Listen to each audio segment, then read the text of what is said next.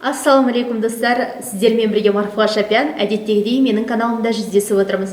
Достар, каналымда сұрақ-жауап айдары және сіздердің сұрақтарыңызға жауап беретін Алматы орталық мешітінің ұстазы Айнұр ұстаз, каналыма қош келдіңіз. Сізден бүгін сұрағым келіп отырған сұрақ бұл: әйел адам марқұмдарға Құран бағыштай ала ма? Яғни мысалы әдетте көбінесе үйде болған кезде ер адамдар Құран оқып жатады, бір жұма күндері немесе шет-шелпек пісіріп дегендей біздің қазақы дәстүрімізде. Ал жалпы өзі үйде отырып әйел адам мысалы өзінің жақынына өмірден өтіп кетсе Құран бағыштай ала ма? Бұл мәселеге келетін болса, жалпы әйел адамға Құран оқу рұқсат етіледі, жалпы Құранды оқу.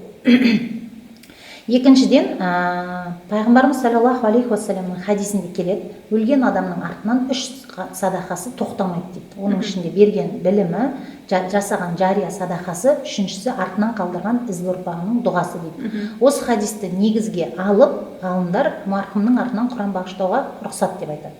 Енді және осы хадиске қарайтын болсақ, біз білеміз, ұл бала ғана салихалы ұрпақ болмайды, сонымен қатар қыз бала да салихалы ұрпақ болады.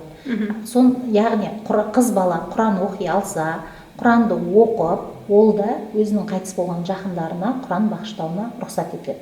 Басты шарт бұл жерде, яғни бөтен ер кісілердің оның дауысын естімеу. Яғни бөтен ер кісі отырған кезде әйел кісі Құранды бағыштай алмайды, яғни естіртіп.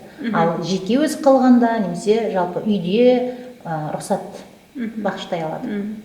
Түсінікті, көп рахмет, Алла разы болсын. Егер сіздерді толғандырып жүрген тағы да басқа мәселелер болса, төмендегі инстаграмымызға жазылып қойыңыздар. Және осы видеоның астына да пікірлеріңізді қалдырып кетіңіздер. Өзге де сұрақтарыңыз болса, оны да жазыңыздар.